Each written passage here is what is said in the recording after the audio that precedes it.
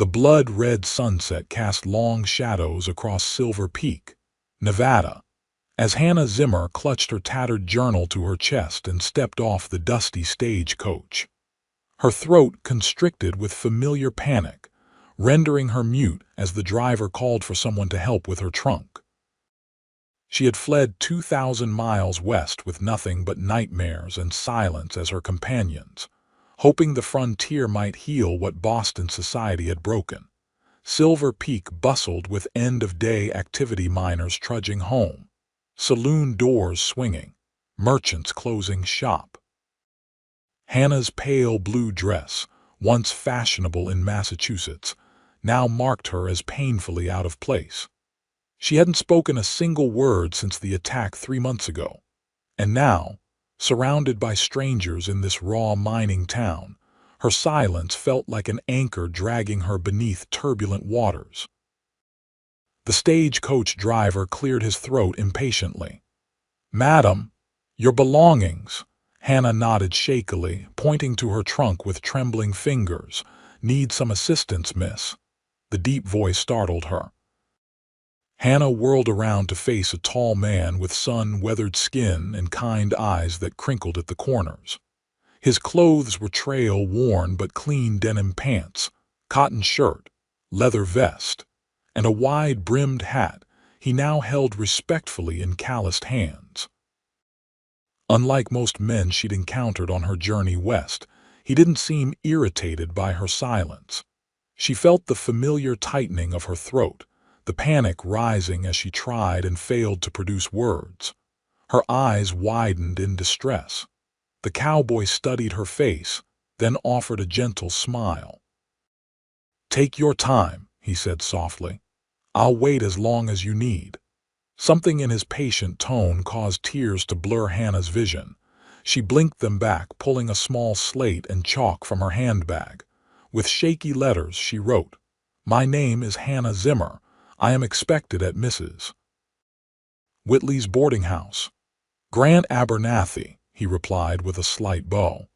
"And as luck would have it, I'm headed that direction. May I escort you and your trunk to Mrs. Whitley's?" Hannah hesitated, studying his face for any hint of deception. In Boston, she'd learned the hard way that handsome faces often concealed dangerous intentions. But there was something genuine in Grant Abernathy's weathered features that compelled her to nod. As Grant lifted her trunk with ease, Hannah noticed a silver star pinned to his vest, partially hidden beneath his duster. The town sheriff, then. Perhaps this was a stroke of good fortune after all, new to Silver Peak. Grant asked as they walked, keeping his pace unhurried to match her smaller steps. Hannah nodded, scribbling on her slate. "Arrived today. Teaching position at the school." Grant read her words and smiled. "Mrs. Peterson mentioned a new teacher was coming. The children will be mighty glad. Our last teacher left 6 months ago to get married in California." They turned down a quieter street lined with modest houses, the setting sun casting long shadows across the dirt road. A 2-story clapboard house with a neat picket fence came into view, a painted sign reading "Whitley Boarding House" hanging by the gate. "Mrs. Whitley runs the finest boarding house in Silver Peak," Grant explained, "which isn't saying much since it's also the only one." His warm chuckle invited her to share in the humor. Hannah managed a small smile as they approached the house. The door opened before they reached the porch, revealing a plump woman with silver-streaked hair pulled into a tight bun. "Sheriff Abernathy." "And this must be Miss Zimmer," the woman called out. "I'm Eleanor Whitley. We've been expecting you, dear." Hannah nodded politely, clutching her slate tighter. "Miss Zimmer has had a long journey, Mrs. Whitley," Grant explained, setting the trunk down on the porch. "She communicates through writing for now." Hannah shot him a grateful glance, relieved she wouldn't have to explain her condition yet again. "Well, that's no trouble at all," Mrs. Whitley said, her voice gentler now. "We're just glad you've arrived safely. Come in, come in."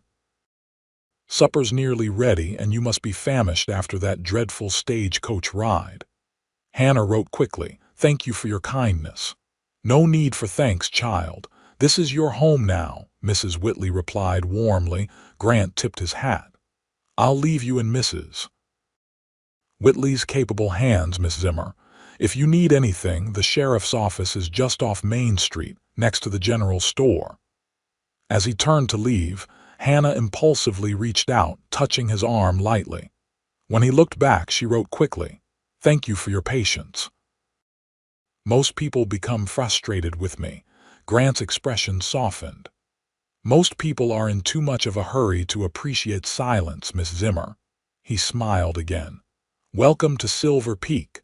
I hope our little town brings you whatever you're looking for." As Hannah watched him walk away, something unfamiliar fluttered in her chest, not fear or anxiety, but a tentative spark of hope. Perhaps Silver Peak would indeed offer what she desperately needed: a fresh start and a safe haven far from the shadows that had stolen her voice. Mrs. Whitley ushered Hannah inside, chattering about dinner, and introducing her to the other boarders, two elderly sisters who owned the millinery shop, and a middle-aged male clerk from the assayer's office. Hannah's room was small but clean, with a narrow bed, a washstand, and a desk by the window overlooking the street. A bookshelf held a few worn volumes, and a rag rug brightened the plank floor. "Rest a bit before supper, dear," Mrs. Whitley suggested. "You must be exhausted." Alone at last, Hannah sank onto the bed, opening her journal to record her first impressions of Silver Peak. Her hands shook less as she wrote about the dusty streets, the distant mountains, the kind landlady, and the sheriff with patient eyes who had waited for words that wouldn't come. For the first time in 3 months, Hannah felt the iron grip of terror loosen slightly around her heart. The school bell rang precisely at 8 o'clock Monday morning, its clear tone carrying across Silver Peak. Hannah stood beside the schoolhouse door, her heart pounding as children streamed into the yard. She wore her best dress, navy blue with white piping, and had pinned her chestnut hair in a tidy bun, hoping to project confidence she didn't feel. How could she teach when she couldn't speak? Mrs. Peterson, the school board president who had hired her through correspondence, stood beside her. "Don't worry, Miss Zimmer. I've explained your situation to the parents. The children know you'll be using the slate and writing instructions on the blackboard." Hannah nodded gratefully, clutching her teaching materials. She had spent Sunday preparing, writing out lessons and planning how to manage a classroom without verbal commands. Still, dread coiled in her stomach like a rattlesnake. 23 students, ranging from 6 to 16 years old, filed into the one-room schoolhouse. Hannah took a deep breath and walked to the front, writing in large letters, "Good morning. I am Miss Zimmer, your new teacher." The children stared with undisguised curiosity. A small boy in the front raised his hand. "Miss Zimmer, is it true you can't talk at all?" Mrs. Peterson began to scold him, but Hannah shook her head and wrote, "I cannot speak right now, but I can hear perfectly. I will write what I need to say. Like a game of charades," asked a freckle-faced girl. Hannah smiled and wrote, "Sometimes. We'll learn together." By mid-morning, Mrs. Peterson had left, and Hannah was settling into a rhythm. The older students helped with the younger ones, and she found that certain hand gestures worked well for common instructions. Still, by noon, her hands ached from constant writing and exhaustion tugged at her. As the children ate their lunches in the schoolyard, Hannah remained at her desk, too tired to join them. She was startled by a knock at the open door. Sheriff Grant Abernathy stood in the doorway, holding a cloth-wrapped package. "Miss Zimmer, hope I'm not intruding." Hannah shook her head, gesturing for him to enter. She quickly wrote on her slate, "The sheriff checks on the schoolhouse." Grant smiled, setting the package on her desk. "Mrs. Whitley mentioned you left without lunch this morning. She asked me to bring this by." Hannah blushed, touched by the thoughtfulness. She wrote, "Please thank her for me." "You can thank her yourself this evening," Grant replied, then hesitated. "How's your first day going?" Hannah considered the question, then wrote honestly, "Challenging but better than expected. The children are adapting quickly." "Children are remarkably resilient," Grant agreed. "More so than most adults, I find." Hannah nodded, then impulsively added, "As is their sheriff, it seems." "Most men would find my condition frustrating." Grant studied her words, then met her eyes with unexpected seriousness. "Your condition is simply part of who you are right now, Miss Zimmer, not who you'll always be." His words struck her with such force that tears threatened. No one had suggested her silence might be temporary since the Boston doctors had declared her case hysterical aphonia and recommended institutionalization, a fate her father had rejected, instead arranging for her to take this teaching position in Nevada through his business connections. Hannah wrote quickly, "You seem very certain about that." Grant leaned against the desk, his expression thoughtful. "My younger sister didn't speak for nearly 2 years after our mother died. Doctors said all manner of things, but one day when she was good and ready, she started talking again." This revelation stunned Hannah. She wrote, "What happened?" "She found her reason to speak," Grant said simply. "I suspect you will too when the time is right." Before Hannah could respond, children began streaming back into the classroom. Grant straightened, tipping his hat. "Enjoy your lunch, Miss Zimmer. I look forward to hearing how the rest of your day goes." As he walked out, Hannah realized the double meaning in his words, his quiet confidence that someday she would tell him herself. The afternoon lessons went more smoothly. Hannah was demonstrating multiplication on the blackboard when she noticed several students looking toward the windows. Following their gaze, she saw dark clouds gathering over the mountains. One of the older boys raised his hand. "Miss Zimmer, that's a bad storm coming." "Pa says when clouds look like that, we need to get home quick." Hannah frowned, moving to the window. The sky had turned an ominous greenish black, and wind was picking up, swirling dust in the yard. She hadn't anticipated ending school early on her first day, but the weather looked genuinely threatening. She wrote quickly on the board, "We will dismiss early today. Older students, please escort younger ones home directly." As the children gathered their things, the wind intensified, rattling the windows. Hannah helped the smallest children with their jackets, worry gnawing at her. The storm was approaching faster than she had realized. The door burst open, and Grant appeared, his duster whipping around his legs. "Flash flood coming," he announced to the room. "The mining camp got hit hard and the water's headed this way. Everyone needs to get to higher ground." The children's faces paled. Hannah grabbed her slate. "What should we do?" "The children who live in town can make it home," Grant said. "Those from outlying farms need to stay at the courthouse until it's safe." He turned to the oldest boy. "James, take the Miller twins and Sarah to the courthouse. The rest of you, straight home." The children moved with surprising order, clearly practiced in emergency procedures. Within minutes, the schoolhouse was empty except for Hannah and Grant. "You too, Miss Zimmer," Grant said. "The boarding house is on low ground." Hannah grabbed her shawl and bag, following Grant outside. The wind nearly knocked her over, and she could hear a distant roaring sound that made her blood run cold.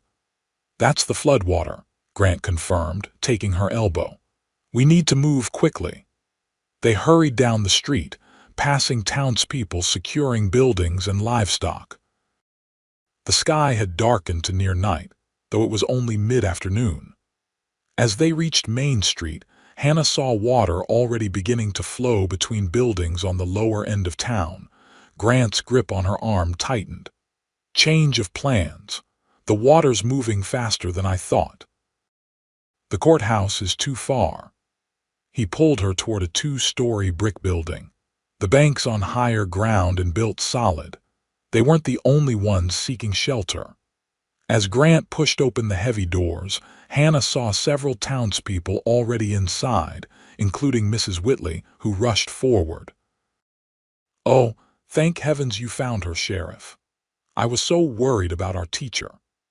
Hannah smiled gratefully at the older woman, but her attention was drawn to the windows, where she could see water now flowing steadily down Main Street, carrying debris and rising quickly.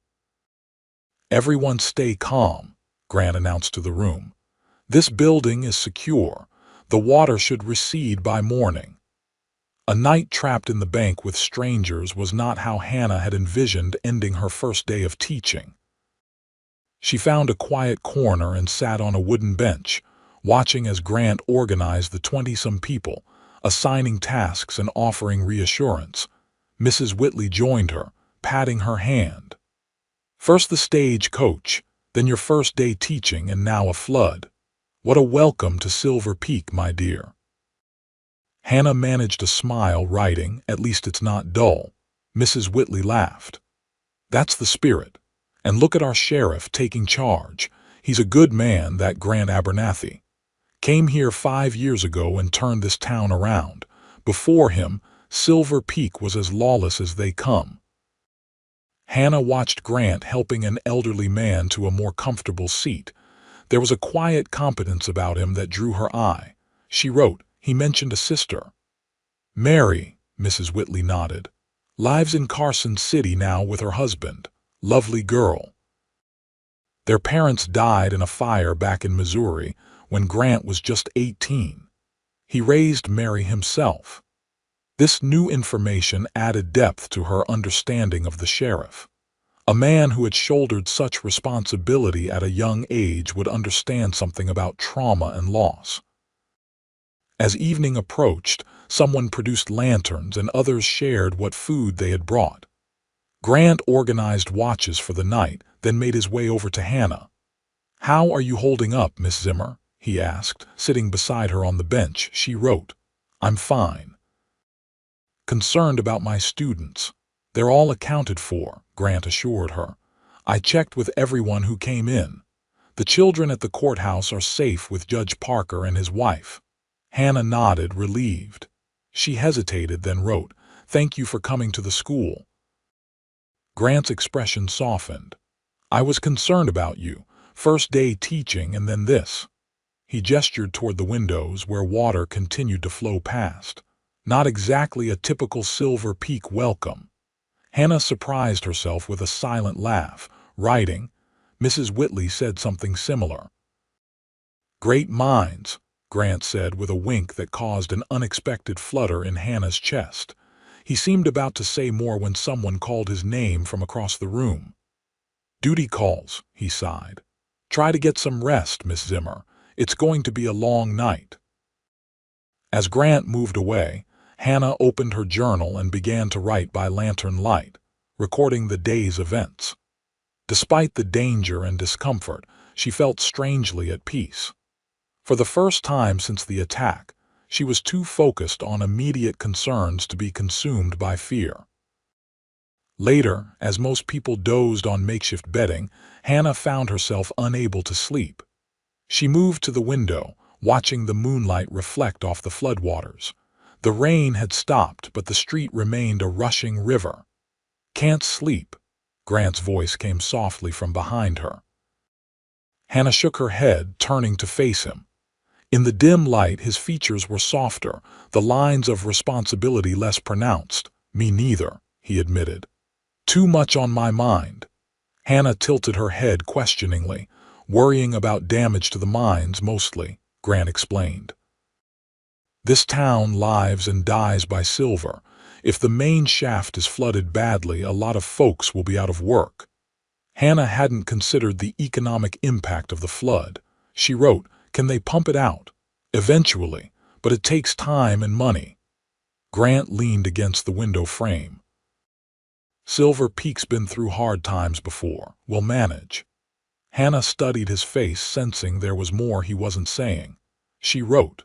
You care deeply about this town. Grant nodded, gazing out at the water. It gave me a second chance. Seems only fair I return the favor. Hannah wanted to ask what he meant, but something in his expression stopped her. Instead, she wrote, I'm seeking a second chance too. Grant turned to her, his eyes reflecting the moonlight. I figured as much. People don't usually choose to teach in a mining town unless they're running to something or from something. Hannah's hand trembled slightly as she wrote, perhaps both.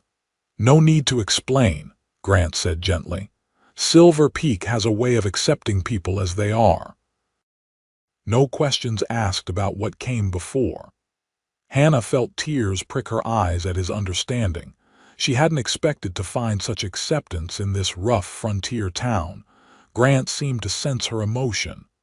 The water's receding already, he observed, changing the subject. By morning, we should be able to start assessing damage. Hannah nodded, grateful for his tactful shift. They stood in companionable silence, watching the moonlit water together, until exhaustion finally overcame her and she returned to her makeshift bed. As she drifted toward sleep, Hannah realized that for the first time in months, she had spent hours without feeling afraid. The flood waters receded by morning as Grant had predicted, leaving Silver Peak muddy but largely intact. The lower portions of town had suffered the most damage, with several homes and businesses taking on water. Thankfully, no lives were lost, a fact that Grant attributed to the town's well-practiced emergency procedures. Mining towns learn to prepare for disaster, he explained as he escorted Hannah back to the boarding house through the muddy streets. Silver Peak has seen floods, fires, cave-ins. You develop a certain resilience. Hannah wrote on her slate, the school. On high ground, so minimal damage, Grant assured her. Though I expect attendance might be spotty for a few days while families deal with cleanup. The boarding house had escaped with just a muddy ground floor, which Mrs. Whitley was already attacking with mop and bucket when they arrived. Oh, Miss Zimmer, thank goodness you're all right, she exclaimed, setting aside her cleaning tools. Your room is fine, not a drop of water upstairs. Hannah wrote, can I help with the cleaning? Nonsense, dear, you should rest. That was quite an ordeal for your first days in town. Grant cleared his throat. Actually, Mrs. Whitley, I was hoping Miss Zimmer might assist me with something if she's willing. Both women looked at him with surprise. We're organizing relief supplies at the courthouse, Grant explained. I could use someone with good handwriting to help record distributions and needs, since school will likely be canceled today. Hannah didn't hesitate before nodding her agreement. After the shared experience of the flood night, she felt connected to Silver Peak in a way she hadn't expected. Helping with relief efforts seemed natural. Splendid, Mrs. Whitley approved. Just change into something more practical first, dear. That dress won't survive mud duty. An hour later, Hannah found herself at a table in the courthouse, cataloging donations and requests as townspeople streamed in and out. Wearing a simple brown skirt and white shirtwaist, with her hair braided simply down her back, she worked efficiently alongside Grant and Judge Parker. You have a gift for organization, Miss Zimmer, Judge Parker commented, watching her create a systematic ledger of available supplies and where they were most needed. Hannah smiled her thanks, continuing to work. The busy activity kept her mind focused outward rather than on her own troubles, a welcome change. By midday, she had developed a rationing system that ensured the most severely affected families received priority assistance. Grant brought her a cup of coffee and a sandwich around noon. You've impressed the judge, he said quietly, and that's not easily done. Hannah wrote quickly, happy to help. This feels purposeful. Grant nodded, understanding. Nothing like a crisis to forge connections. You're becoming part of Silver Peak already. The simple observation touched Hannah deeply. In Boston, after the attack, she had felt increasingly isolated, a broken thing to be whispered about and avoided. Here, despite her silence, people simply worked around her limitation, valuing what she could contribute. As afternoon stretched into evening, Hannah found herself working side by side with Grant, their movements falling into a natural rhythm. He seemed to anticipate when she needed something, and she developed an instinct for organizing exactly what he was looking for before he asked. "We make a good team, Miss Zimmer," Grant observed as they finished distributing the last of the day's supplies. Hannah nodded, then wrote, "Hannah, please call me Hannah." Grant's eyes crinkled with a smile. "Hannah," he repeated as if testing the name. "And I'm Grant, at least when I'm not wearing this." He tapped the sheriff's star pinned to his vest. The courthouse had quieted, most volunteers and townspeople having returned home for dinner. Judge Parker approached them, looking pleased. "Fine work today, both of you," he said. "Sheriff, you should see Miss Zimmer home before it gets dark. Those streets are still treacherous." "My pleasure," Grant replied. "Ready, Hannah?"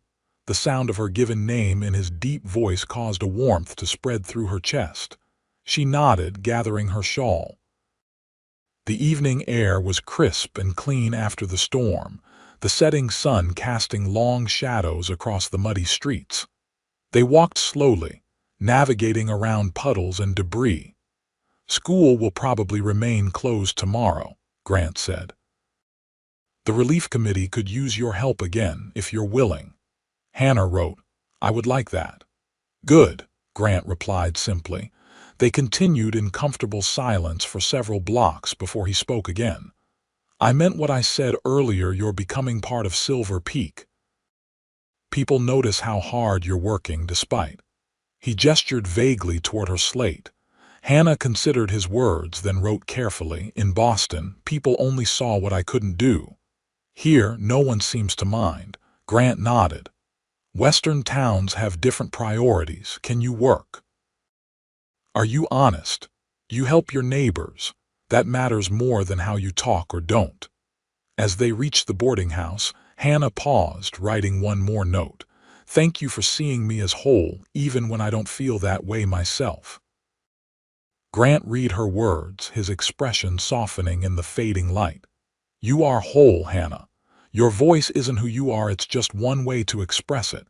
You're finding others." Hannah felt tears prick her eyes at his simple wisdom. She reached out impulsively, squeezing his hand in gratitude. Grant returned the pressure gently. "Same time tomorrow. I'll come by after breakfast." Hannah nodded, reluctantly withdrawing her hand. As she watched him walk back toward town, she realized that for the first time in months, she was looking forward to tomorrow. The weeks following the flood brought Hannah more fully into Silver Peak's community life. School resumed, and her students adjusted to her teaching methods with remarkable adaptability. She continued helping with flood recovery efforts in the evenings and weekends, working frequently alongside Grant. As October gave way to November, their friendship deepened. Grant made a habit of walking her home from school several times a week, their conversations conducted through her slate becoming increasingly personal. She learned about his childhood in Missouri, his time as a Union soldier during the final year of the Civil War when he was barely 18, and his journey west with his sister, Mary, after their parents' death. He shared stories of Silver Peak's early days, when he'd first pinned on the sheriff's star and faced down a gang of claim jumpers who had terrorized the town. In turn, Hannah gradually revealed pieces of her own past, her comfortable upbringing in Boston as the daughter of a successful merchant, her love of literature and music, her dream of someday traveling to Europe. She found herself able to write about nearly everything except the attack that had stolen her voice. Whenever her thoughts approached that dark day, her hands would tremble too severely to continue. Grant never pressed when she abruptly changed subjects or claimed fatigue. His patience remained steadfast, true to his first promise that he would wait as long as she needed. On a crisp November afternoon, Hannah dismissed her students early so she could help decorate the town hall for Silver Peak's Thanksgiving celebration. As she pinned up paper chains made by her students, she spotted Grant entering with a load of firewood. He nodded greeting, depositing the wood by the large stone fireplace. "Decorations look festive," he commented, brushing sawdust from his hands. Hannah smiled, writing, "The children were excited to contribute. James Peterson has quite an artistic talent." "Not surprising. His mother paints beautiful landscapes," Grant replied, helping her hang a particularly long chain of colorful papers. "Speaking of the Thanksgiving celebration, would you allow me to escort you? Officially, I mean." Hannah's heart skipped a beat at the formal invitation. Over the past weeks, she had grown increasingly aware of Grant as more than just a kind sheriff or helpful friend. His visits to the schoolhouse, their walks together, the gentle way he anticipated her needs without making her feel helpless, all had awakened feelings she had thought destroyed forever. But fear still lingered beneath the surface. Hannah hesitated, her chalk hovering over the slate. Grant misinterpreted her pause. "Forgive me if I've overstepped," he said quickly. "I just thought." Hannah shook her head emphatically, writing rapidly, "You haven't overstepped. I would like that very much." Relief and pleasure transformed Grant's face. "Wonderful. It's a proper celebration dinner, music, even dancing afterward." Hannah bit her lip, writing, "I'm not much of a dancer these days." "Then we'll sit and watch the others," Grant said simply, "or take a walk under the stars, whatever makes you comfortable." His easy acceptance nearly undid her. Most men would have been disappointed, would have encouraged her to try anyway, not understanding how terrifying the thought of being enclosed in someone's arms could be. But Grant simply adjusted his expectations without complaint. "You are a rare man, Sheriff Abernathy," she wrote. "Just practical," he demurred, though his eyes warmed at her words. "Now, where do you want these pine boughs?" They worked together for the next hour, the hall gradually transforming with evergreen decorations, ribbons, and candles. Other townspeople joined them, bringing food and additional decorations. Mrs. Peterson, head of the celebration committee, directed operations with cheerful efficiency. "Miss Zimmer, would you play the piano for us during dinner? Mrs. Whitley says you're quite accomplished." Hannah froze, her hands suddenly cold. She hadn't touched a piano since before the attack, though music had once been her greatest joy. She tried to write a polite refusal, but her hand trembled too badly. Grant appeared at her side, sensing her distress. "I believe Miss Zimmer already promised to help serve the children's table," he said smoothly. "Perhaps Mrs. Davidson could play. She mentioned wanting to contribute." Mrs. Peterson nodded, moving on to the next task without noticing Hannah's relief. Grant guided her to a quiet corner, concern evident in his expression. "Too much?" he asked softly. Hannah nodded, embarrassed by her reaction.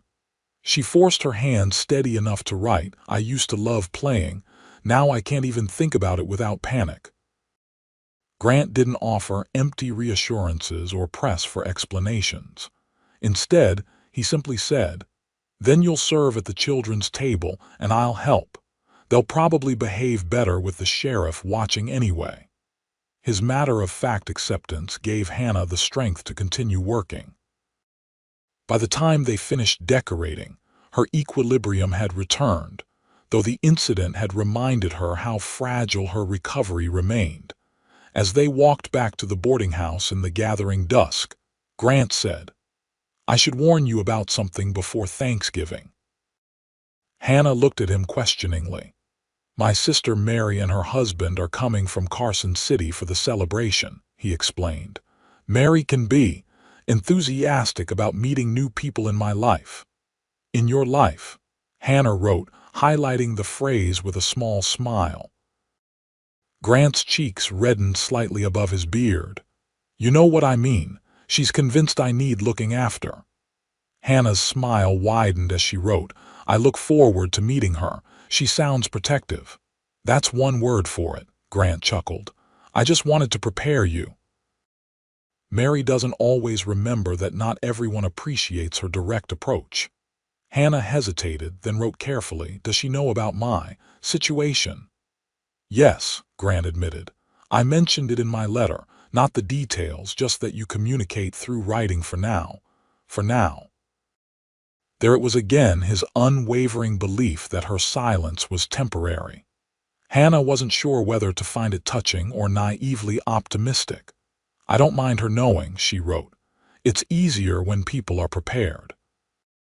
They reached the boarding house steps, lingering as they often did before parting. The evening air was cold enough to show their breath in small clouds. "Hannah," Grant said, his voice more serious than usual, "there's something else about Thanksgiving." She waited, noting the unusual uncertainty in his expression. "After the celebration, I'd like to show you something, a place that's special to me," he continued. "It's about an hour's ride from town. We could go the next morning if you're willing." The invitation felt significant, though Hannah couldn't quite define why. She wrote, "I'd be honored." Grant's smile returned, warming his eyes. "Good, that's good." He seemed about to say more, then simply tipped his hat. "Sleep well, Hannah." As she watched him walk away, Hannah acknowledged the truth she'd been avoiding for weeks. She was falling in love with Grant Abernathy. The realization was both wonderful and terrifying. Love meant vulnerability, and vulnerability had nearly destroyed her once before. That night, Hannah opened the locked drawer in her room and withdrew a letter she had carried from Boston, but never sent a letter to her father explaining why she had fled. Staring at the sealed envelope, she wondered if she would ever be brave enough to face the past that haunted her. For the first time, she considered the possibility of telling Grant the truth. Not now, perhaps not soon, but someday. The thought was frightening, but no longer impossible. Hannah tucked the letter away and opened her journal instead, writing until late into the night, not about the past, but about the possibility of a future she had stopped believing in. Thanksgiving Day arrived with clear skies and unseasonably mild weather. Hannah spent the morning helping at the town hall, arranging tables and placing centerpieces of pine cones and dried berries. Her students had created hand-drawn place cards for each family, and she carefully positioned them according to Mrs. Peterson's seating chart. Just after noon, Grant appeared at the hall with a petite, dark-haired woman and a tall, broad-shouldered man. Hannah recognized Mary Abernathy immediately. She had Grant's expressive eyes and determined chin, though her features were delicate where his were rugged. "Hannah," Grant called, waving her over. "I'd like you to meet my sister Mary and her husband, Thomas Holloway." Hannah smoothed her skirt nervously and approached, slate in hand. Mary stepped forward immediately, clasping Hannah's free hand in both of hers. "Miss Zimmer." "I'm so pleased to finally meet you," Mary exclaimed, her enthusiasm genuine. "Grant's letters have mentioned you so often, I feel we're acquainted already." Hannah blushed, glancing at Grant, who looked slightly embarrassed. She wrote quickly, "Please call me Hannah. It's lovely to meet you both." Thomas Holloway, a ruddy-faced man with kind eyes, nodded politely. "Likewise, Miss Hannah. Mary's been talking of nothing else since we left Carson City." "Thomas," Mary scolded lightly, then turned back to Hannah. "Is there anything we can help with?" "I'm handy with flower arranging, and Thomas is strong enough to move tables." Hannah wrote, "Mrs. Peterson is directing everything. She would welcome the help." As Mary and Thomas moved off to find Mrs. Peterson, Grant stepped closer to Hannah. "Sorry about that."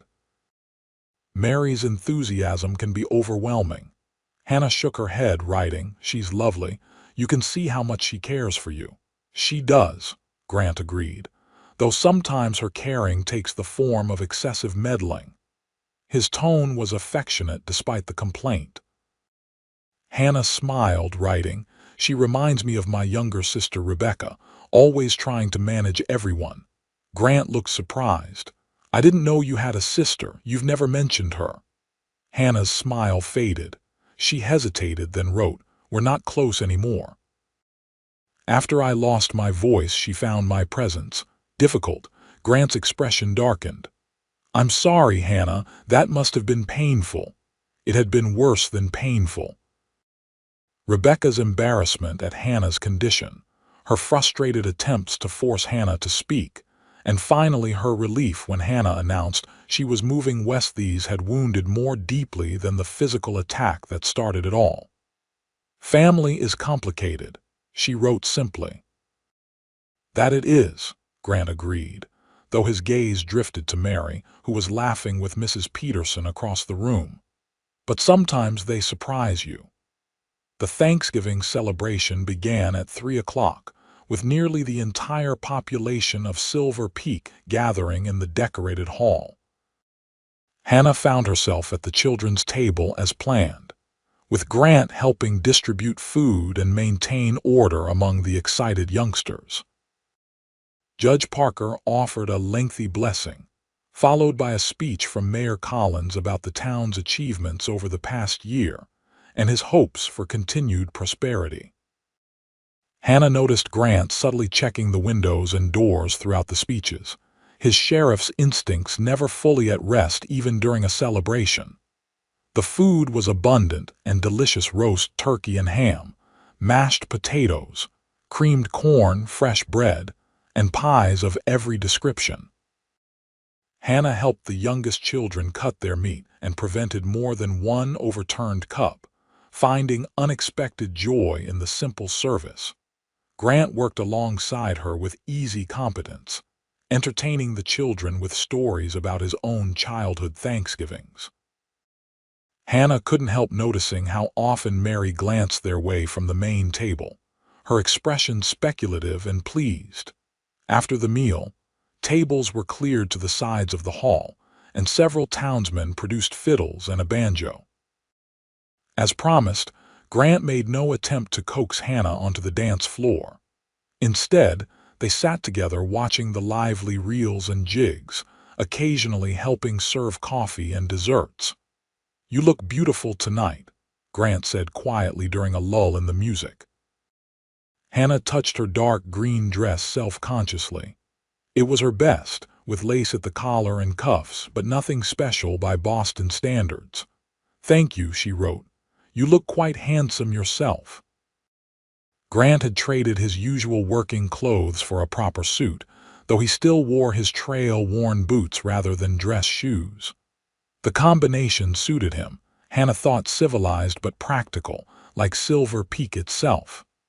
"About tomorrow," Grant said, "we should leave fairly early. It's best seen in morning light." Hannah nodded, curious about this special place he wanted to show her. Before she could ask questions, Mary appeared before them, slightly flushed from dancing. "Grant Abernathy, are you going to sit all evening?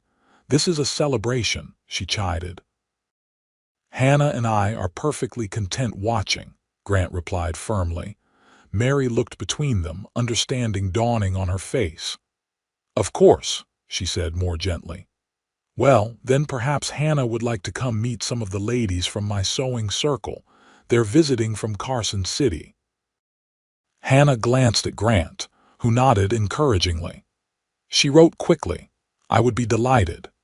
Mary led her to a group of well-dressed women, making introductions with warm praise of Hannah's teaching and community work. To Hannah's relief, the women accepted her written communications without awkwardness, including her naturally in their conversation about the latest fashions from San Francisco and the upcoming Christmas preparations. From across the room, Hannah could feel Grant watching her. Whenever she glanced his way, their eyes would meet, and a private smile would pass between them. Each such moment strengthened the connection, She felt growing a silent understanding that required no words. Later, as the celebration wound down and families with young children began departing, Mary found a moment alone with Hannah near the punch bowl. "I hope you'll forgive my directness," she began, her voice low, "but I wanted to thank you." Hannah tilted her head questioningly. "For being patient with my brother," Mary continued. "Grant has always been the strong one, taking care of everyone else. After our parents died, he gave up everything to raise me properly. Then this town needed him, and again he stepped up. But he rarely lets anyone take care of him in return." Hannah wasn't sure how to respond to this unexpected confidence. "I've seen how he looks at you," Mary said, smiling gently. "And how you look at him. Just be patient with him. He's not always good at admitting what he needs." Before Hannah could write a reply, Thomas appeared to claim his wife for another dance, leaving Hannah to ponder Mary's words. Was her growing attachment to Grant so obvious? And did he truly return her feelings as Mary suggested? The evening concluded with a final hymn sung by the entire gathering. Hannah mouthed the familiar words silently, feeling connected to the community in a way she hadn't experienced since leaving Boston. As the crowd dispersed into the cold night, Grant appeared at her side with her shawl. "May I walk you home?" Hannah nodded, wrapping the warm wool around her shoulders. They stepped outside into crisp, clear air, the stars brilliant above Silver Peak's darkened streets. "Did you enjoy the celebration?" Grant asked as they walked slowly toward the boarding house. Hannah nodded enthusiastically, writing, "Very much. Your sister is wonderful." "She seems quite taken with you as well," Grant replied, "though I suspect she interrogated you when I wasn't looking." Hannah's smile confirmed his suspicion. She wrote, "She cares about you, it's sweet." "Sweet isn't the word I'd choose," Grant chuckled, then grew more serious. "For tomorrow, dress warmly. The place I want to show you is up in the foothills and it can be chilly even with good weather." Hannah wrote, "Is it very far?" "About an hour on horseback. Do you ride?"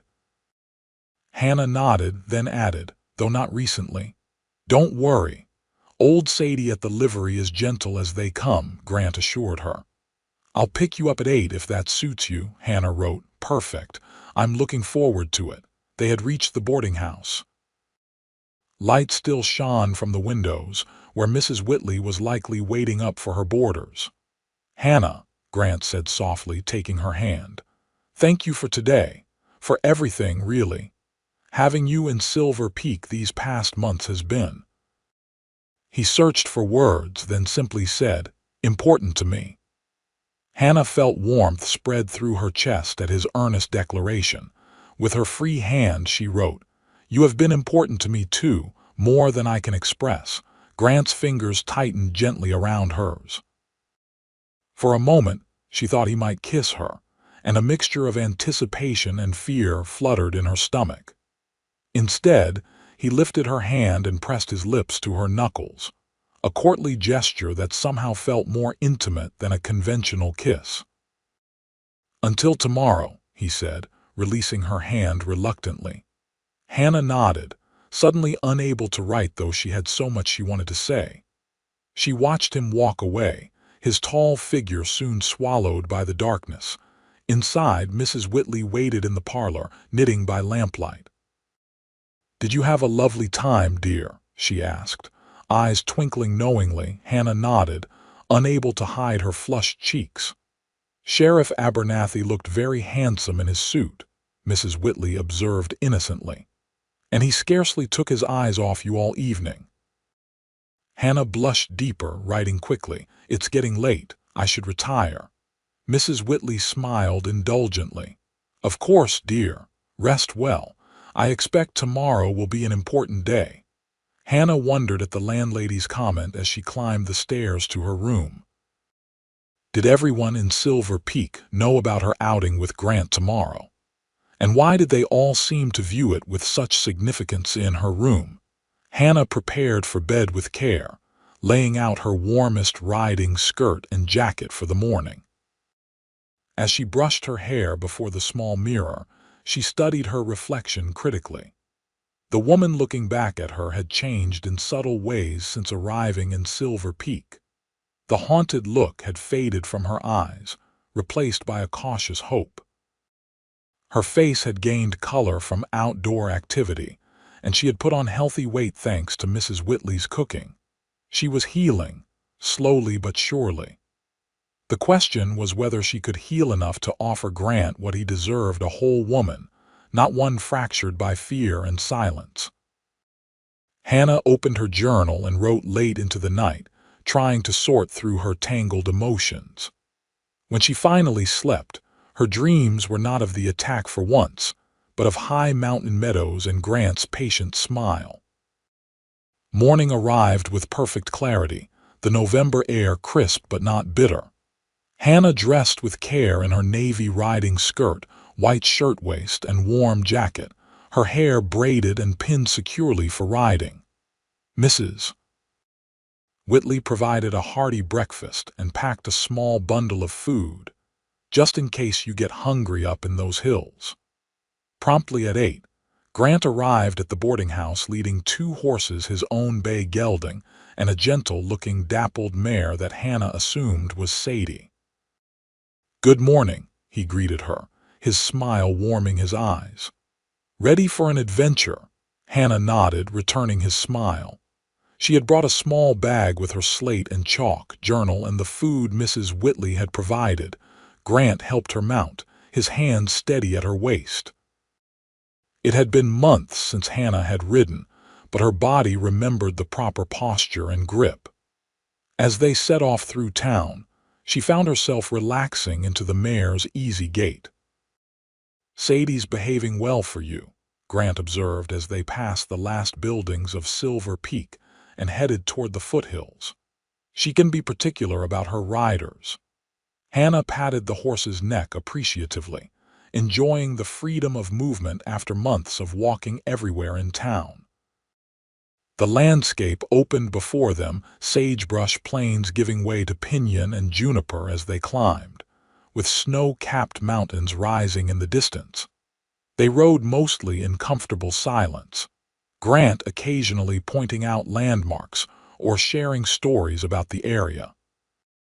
Hannah was content to absorb the rugged beauty around them, finding peace in the vast open spaces and clear blue sky. After about an hour, they entered a narrow canyon, following a small stream that bubbled over rocks. The trail climbed steadily, switchbacking up a steep slope. Pine trees grew more numerous, their scent sharp and clean in the cool air. "Almost there," Grant said as they rounded a final bend. "Just over this rise." They emerged into a hidden meadow ringed by pine trees with a clear spring bubbling from rocks at one end. Wildflowers dotted the grassy expanse despite the late season, and the view beyond showed the entire valley with Silver Peak nestled in the distance. Hannah caught her breath at the unexpected beauty of the place. Grant dismounted and came to help her down from Sadie. "What do you think?" he asked, watching her face. Hannah retrieved her slate from her bag and wrote quickly, "It's magnificent. How did you find it?" "By accident," Grant admitted, leading the horses to a grassy spot where they could graze. "I was tracking some rustled cattle my first year as sheriff. Never did find the cattle, but I found this place instead." Hannah walked to the center of the meadow, turning slowly to take in the panoramic view. She wrote, "Do many people know about it?" "No," Grant said, spreading a blanket on a flat rock near the spring. "Just me, and now you." The significance of his sharing this private sanctuary wasn't lost on Hannah. She joined him on the blanket, writing, "Thank you for bringing me here." Grant's expression was more serious than usual as he replied, "I've never brought anyone here before.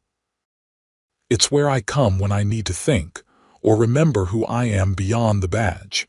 Hannah understood. In the months she had known him, she had observed how Grant's responsibilities as sheriff often consumed him, how he was constantly interrupted during meals, approached with problems during his rare moments of leisure, expected to resolve every dispute in Silver Peak. "Your sanctuary," she wrote. "Yes," he agreed. "Everyone needs a place that's just theirs."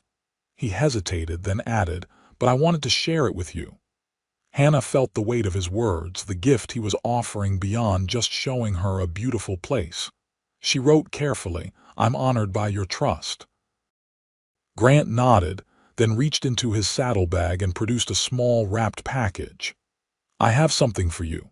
An early Christmas gift, I suppose, though that wasn't my intention." Surprised, Hannah accepted the package. It was rectangular and surprisingly heavy for its size. She unwrapped the brown paper carefully to reveal a beautiful wooden box with her initials HZ inlaid in lighter wood on the lid. "It's beautiful," she wrote, running her fingers over the smooth surface. "Open it," Grant encouraged. Hannah lifted the hinged lid to find the box contained a small slate framed in the same dark wood as the box, with several pieces of chalk in a fitted compartment and a soft cloth for erasing. The craftsmanship was exquisite, the slate itself of much higher quality than the simple school slate she had been using. "I noticed your slate getting worn," Grant explained, "and it seemed impersonal. This one is just for you." Tears welled in Hannah's eyes at the thoughtfulness of the gift. The worn slate she carried had been hastily purchased in Boston, a practical necessity rather than something chosen with care. This beautiful box and slate represented something different, an acceptance of her current needs without judgment, and at the same time, evidence of genuine care. She set aside her old slate and wrote on the new one her first message. "This is the most thoughtful gift I have ever received. Thank you." Grant's face relaxed at her reaction. "You're welcome. Thomas helped. He's a fine woodworker, but the design was my idea." Hannah ran her fingers over her initials again, touched by the personal detail. On impulse, she leaned forward and pressed a kiss to Grant's cheek, her heart pounding at her own boldness. Grant's eyes widened in surprise, then softened with pleasure. "I hoped you would like it," he said simply. They sat in companionable silence for a few moments, the meadow quiet around them except for the gentle sound of the spring and the occasional soft nicker from the horses. Hannah felt a rare sense of peace wash over her, not the vigilant calm she maintained in town, but a deeper tranquility. "Hannah," Grant said finally, his voice serious, "there's something I want to say, something I've been thinking about for a while now." She looked at him expectantly, her pulse quickening at his tone. "These past months, getting to know you, they've meant a great deal to me," he began, choosing his words with obvious care. "I find myself thinking about you when we're apart, looking forward to seeing you, wondering about your thoughts, your past, your dreams." Hannah held very still, hardly breathing. "I know there are things you haven't told me," Grant continued. "Things that hurt you, that stole your voice. I don't need to know them unless someday you want to share. But I do know who you are now: kind, intelligent, brave in ways most people never have to be." He took a deep breath. "What I'm trying to say, not very elegantly, is that I care for you, Hannah. Deeply. More than I've cared for anyone in a very long time. And if you might feel something similar, I would be honored if you would consider a future where we might see where these feelings lead us." Hannah stared at him, her heart pounding so hard she thought it might burst from her chest. The declaration was everything she had begun to hope for, and simultaneously her greatest fear. To love again was to risk heartbreak, yes, but also to risk discovery of her shameful past. Grant waited patiently, his expression open and vulnerable in a way she had never seen before. This man who faced down armed desperados without flinching was laying his heart bare before her, asking nothing but honesty in return. With trembling hands, Hannah lifted her new slate and wrote, "I care for you too, more than I thought possible after everything, but I'm afraid." Of what? Grant asked gently. She hesitated, then wrote, of not being whole enough for you, of the past finding me. Of failing you when you deserve someone untouched by darkness. Grant reached out slowly, taking her hand. Hannah, look at me. She raised her eyes to his, seeing nothing but warmth and sincerity. Everyone carries darkness, he said quietly. I've seen things, done things during the war and after that haunt me still. We all have scars.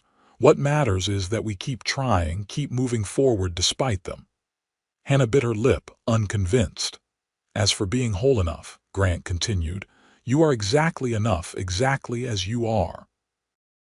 With or without your voice, whether the past stays buried or comes to light.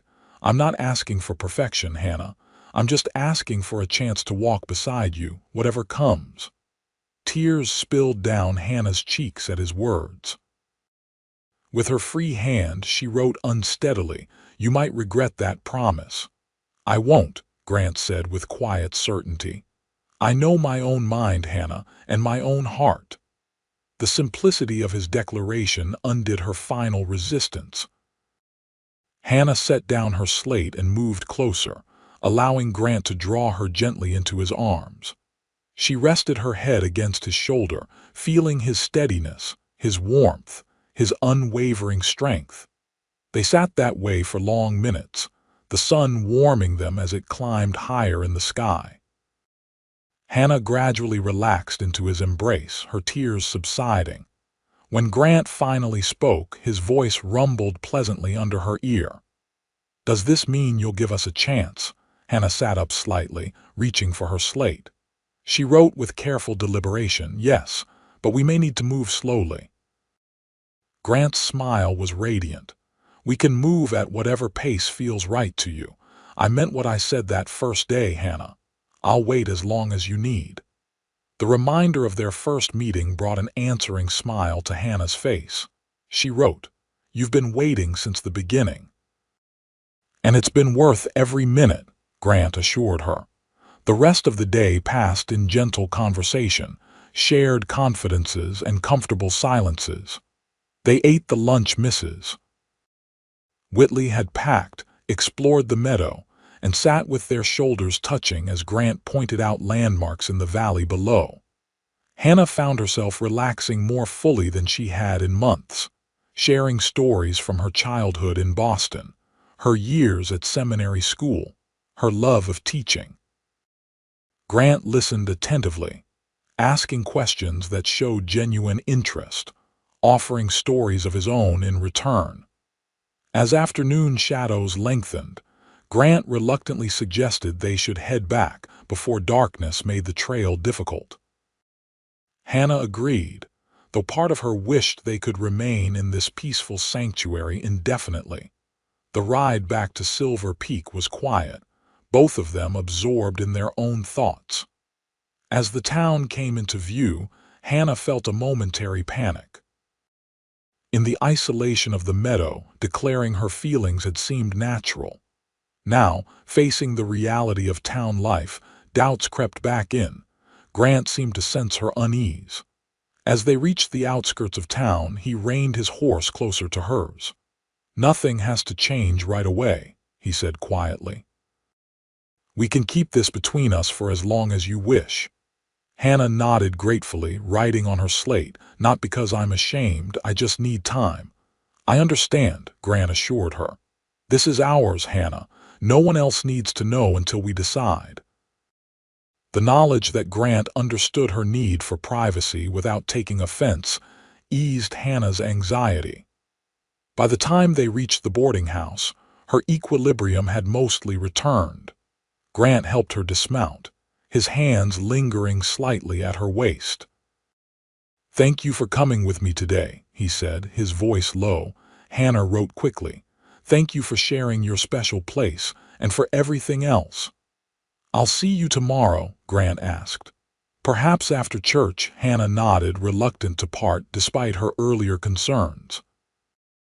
On impulse, she stepped forward and embraced him briefly, then hurried inside before her courage failed her.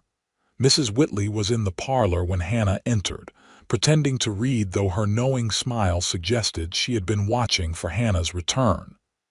"Have a nice ride, dear?" she asked innocently. Hannah nodded, her cheeks warm. "The sheriff seemed in particularly good spirits when he dropped you off," Mrs. Whitley continued, her eyes twinkling. Hannah merely smiled, unwilling to confirm the landlady's obvious suspicions. She wrote quickly, "I'm rather tired. I think I'll rest before dinner." "Of course, dear," Mrs. Whitley replied, though her expression said she wasn't fooled in the slightest. "Rest well."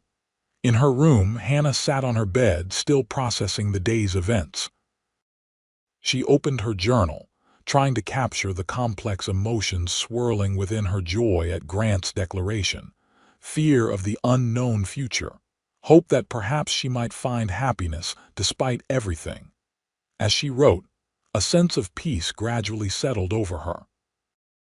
Whatever came next, she was no longer facing it alone. Grant Abernathy had offered not just his heart, but his patience and understanding, gifts beyond price to a woman who had lost her voice and nearly her hope. For the first time since the attack, Hannah allowed herself to imagine a future filled with possibility rather than fear. Winter descended on Silver Peak, with snow flurries and biting winds that howled down from the mountains. Hannah's classroom was kept warm by a pot-bellied stove that her older students took turns feeding with wood. But the short walk between the school and boarding house often left her chilled to the bone. Grant began meeting her after school most days, escorting her home with the excuse that the weather made the walks treacherous. Hannah knew the townspeople were beginning to notice the sheriff's attentions, but true to his word, Grant made no public declaration of their changing relationship. In private moments, walks by the frozen creek, evenings by Mrs. Whitley's parlor fire when other boarders had retired, their connection deepened. Grant never pressed for more than Hannah was ready to give. He seemed content with simple hand-holding, occasional embraces, and once, a brief, gentle kiss that left Hannah both trembling and wishing for more. December brought Christmas preparations and excitement to Silver Peak. Hannah's students rehearsed a pageant. The stores displayed special merchandise ordered from San Francisco, and Mrs. Whitley decorated the boarding house with evergreen boughs and red ribbons. A week before Christmas, Hannah stayed late at school, preparing special gifts for her students' hand-bound collections of poems and stories she had copied out for each child according to their reading level. She was so absorbed in her work that she didn't notice the early winter darkness until she had finished the last book. Hastily gathering her things, Hannah wrapped her heaviest shawl around her shoulders and hurried out into the cold evening. Snow had been falling steadily all afternoon, already several inches deep on the boardwalks. The wind had picked up, driving icy particles against her face as she made her way down the deserted street. The familiar panic began rising in her chest, the fear of being alone, exposed, vulnerable. Hannah quickened her pace, her boots slipping on the snow-covered boards. As she rounded the corner near the general store, she collided hard with someone emerging from the alley. Strong hands steadied her before she could fall. "Whoa there, pretty lady," said a male voice she didn't recognize. "What's your hurry on such a cold night?" Hannah looked up into the face of a stranger, unshaven, red-cheeked from cold or whiskey. His eyes narrowed against the blowing snow. She took a step back, her heart hammering painfully. "Cat got your tongue?" the man asked with a grin that showed tobacco-stained teeth. "Don't be scared, darling, just being friendly." Hannah shook her head, trying to step around him. The man moved to block her path. "Aw, don't run off. It's too cold to be walking alone. Let me keep you company." He reached for her arm. The familiar paralysis gripped Hannah, the same helpless terror that had claimed her in that Boston alley. Her throat closed completely, not even a whimper escaping as the man's fingers closed around her wrist. "That's enough, Decker." The commanding voice cut through Hannah's panic like a lifeline. Grant emerged from the swirling snow, his expression hard as granite. "Let go of the lady." The man Decker released Hannah's arm immediately, taking a step back. "No harm meant, Sheriff. Just offering the lady some company in this weather." "Miss Zimmer doesn't want your company," Grant said coldly. "And I believe the silver nugget is missing its dishwasher." Decker's surly expression suggested he wanted to argue, but one look at Grant's face changed his mind. "Just trying to be friendly," he muttered, slouching back toward the saloon. Grant watched him go, then turned to Hannah, his hard expression immediately softening to concern. "Are you all right? Did he hurt you?" Hannah shook her head, still trembling from the encounter. She reached for her slate, but her hands shook too badly to write. "Come on," Grant said gently, wrapping a protective arm around her shoulders. "Let's get you somewhere warm." Instead of heading toward the boarding house, he guided her to the sheriff's office a few doors down. Inside, a fire blazed in the small stove, dispelling the worst of the chill. "Sit here," Grant said, leading her to a chair near the stove. "I'll make some coffee." Hannah sat, gradually feeling warmth return to her frozen fingers. The sheriff's office was simple but orderly, a desk stacked with wanted posters and paperwork.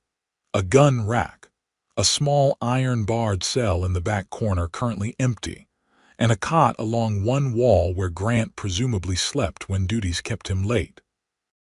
Grant moved with practiced efficiency, measuring coffee grounds into a pot and setting it on the stove to boil. Only when he had poured the steaming brew into 2 tin cups did he pull up a chair across from Hannah. "Better now?" he asked, handing her a cup. Hannah nodded, wrapping her fingers gratefully around the warm metal. She had recovered enough to write on her slate. "Thank you, I'm sorry about that." Grant frowned. "You have nothing to apologize for. Decker's new in town, working at the Silver Nugget. He's already been warned about bothering the women in town." Hannah sipped her coffee, trying to calm her still racing heart. She wrote, "It wasn't just him. Being alone in the dark." She couldn't finish the sentence, but understanding dawned in Grant's eyes. "It reminded you of whatever happened before," he said quietly. Hannah nodded, fighting back tears. Grant reached across the space between them, taking her hand. "You're safe now, Hannah." The simple declaration broke something inside her. Tears spilled down her cheeks as months of carefully maintained control crumbled. Grant moved his chair closer, drawing her gently against his chest as she wept. "It's all right," he murmured, stroking her hair. "Let it out, I've got you." Hannah cried until her tears were spent, soaking the front of Grant's shirt. When she finally pulled back, embarrassment replacing the storm of emotion, Grant simply handed her a clean handkerchief. "Feel better?" he asked without a trace of judgment. Hannah nodded, dabbing at her swollen eyes. She wrote shakily, "I'm sorry. I don't usually fall apart like that." "Don't apologize for having feelings," Grant said firmly. "We all break sometimes, Hannah. The trick is finding people who help put us back together." His words, so simple yet profound, touched something deep within her. Hannah looked up at this man who had shown her nothing but patience and kindness since the day they met, and something shifted in her heart. She picked up her slate again and wrote with deliberate care. "It happened in Boston. 3 men attacked me in an alley as I was walking home from giving a piano lesson. They hurt me. I screamed and screamed until my voice gave out. By the time help came, I couldn't speak anymore. The doctors called it hysterical aphonia." Grant read her words, his expression darkening with controlled anger, but he remained silent, waiting. "They were never caught," Hannah continued writing. "My father wanted me to stay home, recover quietly. But the whispers started about what else the men might have done, about why I couldn't speak, about how damaged I was. Even my sister couldn't look at me without pity or frustration. So when my father's business associate mentioned Silver Peak needed a teacher, I begged to come. And here you are, Grant said softly, stronger than you know. Hannah shook her head, writing, not strong, just running. Coming to a strange town thousands of miles from home, starting over alone, facing your fears every day, that's strength, Hannah, Grant insisted. Don't diminish what you've accomplished. Hannah had never considered her choices in that light. She had seen only her weakness, her inability to speak, her flight from painful memories. Grant's perspective offered a new way of viewing her journey. Thank you for seeing me that way, she wrote. For waiting when I couldn't speak, for understanding when I couldn't explain. Always, Grant promised, squeezing her hand, for as long as you need. In that moment, something crystallized in Hannah's heart, certainty pushing through the tangle of fear and doubt. She set down her slate, leaned forward, and pressed her lips to Grant's in a kiss that conveyed what words written or spoken could not. Grant responded with gentle restraint, his hands coming up to cradle her face with exquisite tenderness. When they finally parted, his eyes were bright with emotion. Hannah, he breathed, her name a benediction. She picked up her slate again, writing words she had been holding back for weeks. I love you. Grant's face transformed with joy.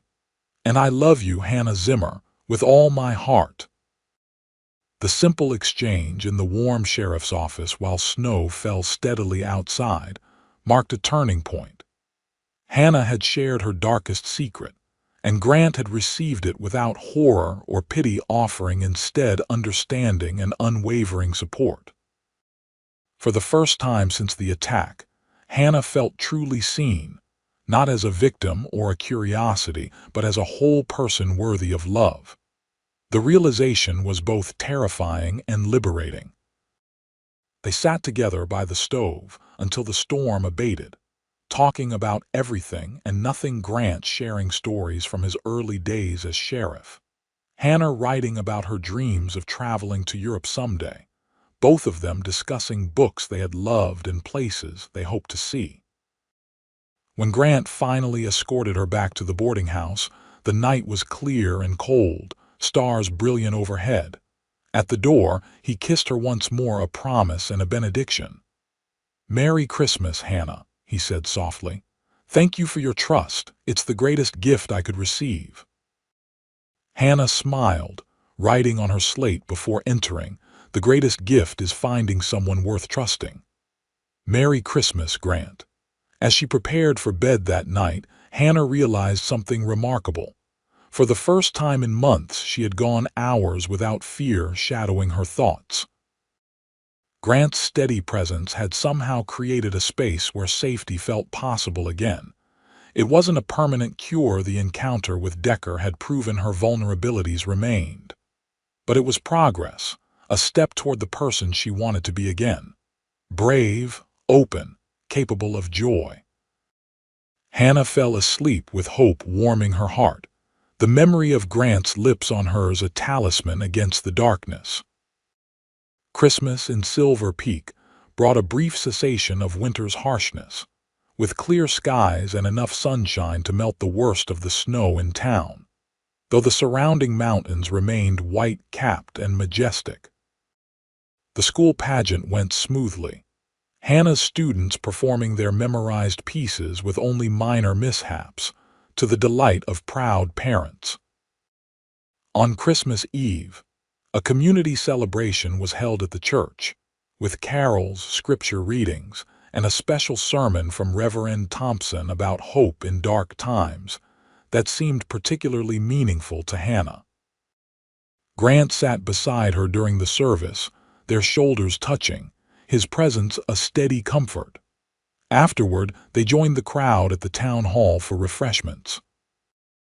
Hannah noticed that while Grant maintained a respectful public demeanor, he stayed close to her side throughout the evening, his attentive behavior drawing speculative glances from several townspeople. Sheriff seems mighty attentive to the schoolteacher, Hannah overheard Mrs. Peterson comment to Mrs. Whitley. "About time, if you ask me," Mrs. Whitley replied with satisfaction. "Silver Peak needs a properly settled sheriff, and Miss Zimmer could use someone steady in her life." Hannah blushed at the women's matchmaking, but found she didn't mind their assumptions. The secret she and Grant shared, the deepening bond between them, felt precious rather than something to hide. Christmas Day brought a small gathering at the boarding house, with Mrs. Whitley serving a magnificent dinner to her boarders and several guests, including Grant. Gifts were exchanged: handkerchiefs embroidered by Hannah for the elderly sisters, a new pipe for Mr. Collins the clerk, a knitted scarf for Mrs. Whitley. Grant presented Hannah with a small package wrapped in silver paper. Inside was a delicate silver pendant in the shape of a meadow flower, similar to those that had bloomed in their special place. "To remember that day," he said quietly, as Hannah admired the beautiful workmanship. She had given him a journal bound in soft leather, with a note inside that read, "For your thoughts when you're in our meadow, so I can share them even when I'm not there." The simple gifts, chosen with such care, meant more than elaborate presents ever could. Hannah wore the silver flower on a ribbon around her neck, touching it often throughout the day, a tangible reminder of Grant's understanding and affection. As winter deepened through January, their relationship settled into comfortable patterns. Grant now openly escorted Hannah to church and community events, though they still kept their more intimate moments private. Silver Peak society, practical as always, seemed to accept their courtship without much fuss. A sheriff and a schoolteacher made a sensible match by frontier standards. Hannah's teaching flourished as she developed new methods for communicating with her students. The children had adapted completely to her written instructions, and some of the older ones had even begun learning simple hand signs Hannah created to facilitate quicker communication during lessons. One frigid February morning, Hannah was surprised by a knock at her classroom door an hour after school had begun. Opening it, she found a breathless young boy she recognized as one of the livery stable's helpers. "Miss Zimmer," he panted, "Sheriff says to come quick. There's been an accident at the mine. Men trapped. He needs you to help with the children." Hannah's heart raced with alarm, but she kept her expression calm for her students' sake.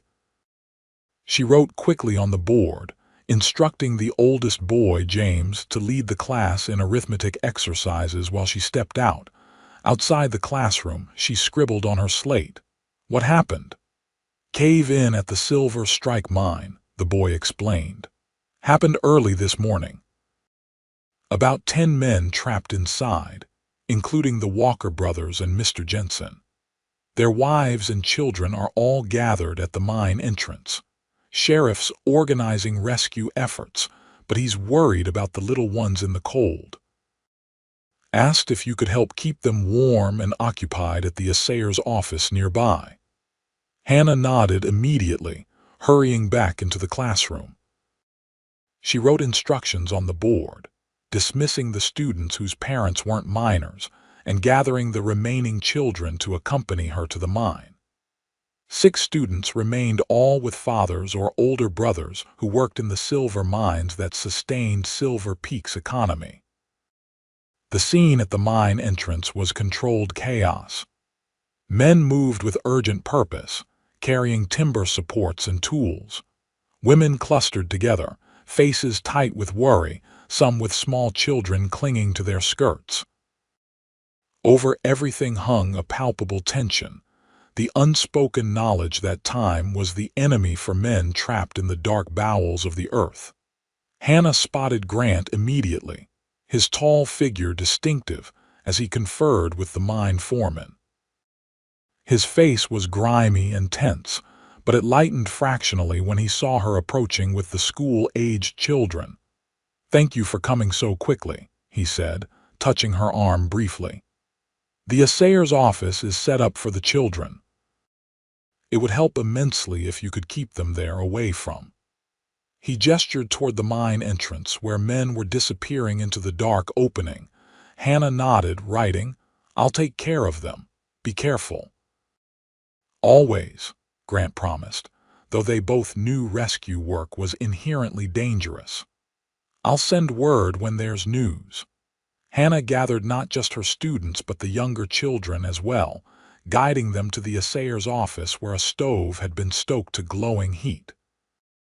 With quiet efficiency, she organized activity stories for the youngest, simple mathematics competitions for the older ones, drawing materials for those in between. Throughout the long day, Hannah maintained a calm exterior despite her growing concern. Periodically, one of the rescue workers would bring updates. Progress was slow. The trapped men had been located, but reaching them required careful shoring up of unstable tunnels. As evening approached, Hannah helped serve a simple meal provided by townswomen who weren't directly affected by the accident. The children were growing restless and anxious, sensing the adults' tension despite Hannah's best efforts to distract them. Just after sunset, the door burst open, bringing a blast of cold air, and Grant, his face streaked with dirt and sweat, his expression weary but triumphant. "We reached them," he announced to the room. "All alive, though Jensen and Walker have injuries. We're bringing them up now."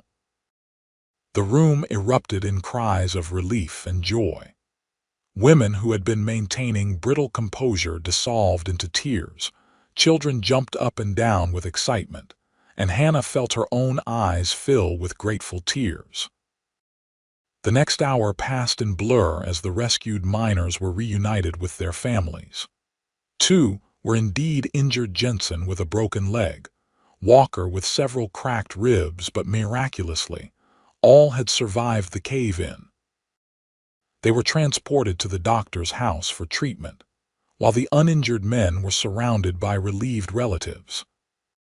Throughout the celebrations, Hannah noticed Grant moving tirelessly, ensuring the injured were cared for, speaking with the mine owner about safety improvements, comforting a young miner who was experiencing obvious shock. Only when everything was settled did he approach Hannah, who was gathering the last of the children's drawings and books. "You were wonderful today," he said quietly, his voice rough with exhaustion. "Having the children safe and occupied made everything easier." Hannah smiled tiredly, writing, "You're the hero today. I've never seen anyone work so hard." Grant shook his head dismissively. "Just doing my job. Everyone pitched in." "That's not what I heard," Hannah wrote. "They say you were the first one in, last one out." "People exaggerate," Grant said, though he looked pleased at her recognition. Hannah studied his exhausted face, noting the new lines around his eyes and the way he held himself stiffly, suggesting sore muscles or perhaps minor injuries he was concealing. "You need rest," she wrote firmly. "And food." "I should check on Jensen and Walker first," Grant protested. Hannah shook her head, writing, "Dr. Thompson will send word if needed. Come to the boarding house. Mrs. Whitley has kept supper warm." Too tired to argue further, Grant nodded agreement. They walked through the cold night toward the boarding house, Grant moving more slowly than usual, confirming Hannah's suspicion that he had pushed himself beyond reasonable limits during the rescue. "Mrs. Whitley exclaimed over Grant's condition when they arrived, ushering him to the kitchen where she served them both generous portions of beef stew and fresh bread. She pointedly withdrew afterward, leaving them alone at the kitchen table. As Grant ate with the single-minded focus of a truly hungry man, Hannah studied him with growing concern. Beyond the physical exhaustion, she sensed an emotional toll. When he finally pushed his empty bowl away with a sigh, she wrote, "What aren't you telling me?" Grant looked surprised, then rueful. "You're getting too good at reading me. Tell me," Hannah insisted. "It was close, Hannah," he admitted, his voice low. "Too close. The secondary collapse nearly caught us during the rescue, another few feet. He trailed off, shaking his head. I keep thinking about those men's families. What if we hadn't reached them in time? But you did, Hannah wrote. You saved them. This time, Grant said soberly. Mining's dangerous work, though, always will be. Hannah sensed there was more troubling him. She waited, giving him space to continue if he wished. After a long moment, Grant spoke again, his voice barely above a whisper. It was dark in there, so dark you couldn't see your hand in front of your face without a lantern, and I kept thinking, is this what it's like for you?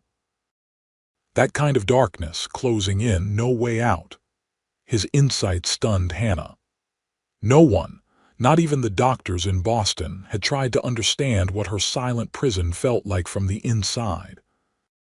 Yet Grant, exhausted and injured, had found space to consider her experience while fighting to save men's lives. Tears blurred Hannah's vision as she wrote, "Sometimes. But then someone comes with a light, someone patient enough to wait until I find my way out." Grant reached across the table, taking her hand in his grimy one. "I meant what I said before, Hannah. I'll wait as long as needed. But today reminded me how fragile life is, how quickly everything can change." Hannah nodded, understanding completely. The mine accident had shaken everyone in Silver Peak, reminding them of frontier life's inherent precariousness. "What are you saying?"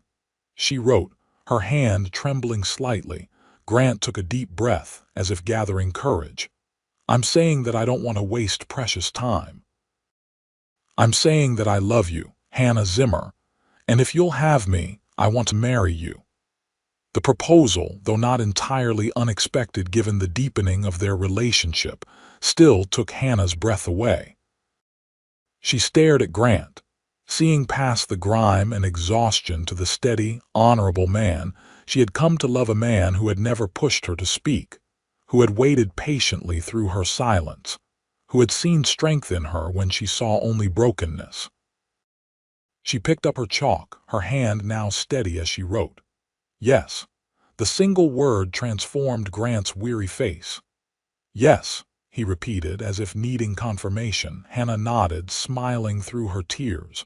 Grant stood, pulling her gently to her feet and into his arms. Despite his dirty clothes and exhausted state, the embrace felt like coming home.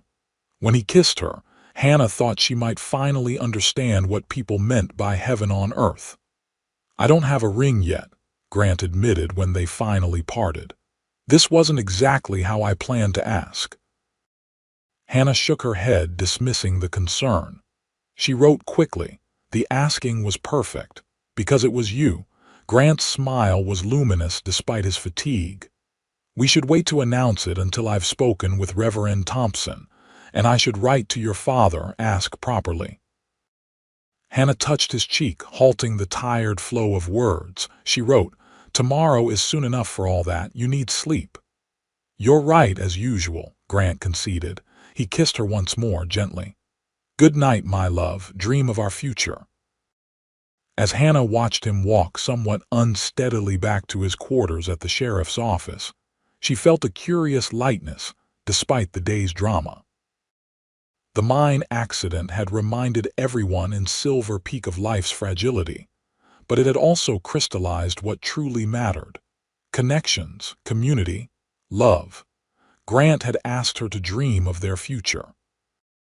For the first time since the attack, Hannah found she could imagine one without fear shadowing every corner. News of their engagement spread through Silver Peak with the speed only a small town can achieve. By noon the following day, Hannah had received congratulations from every student, most parents, and what felt like half the town.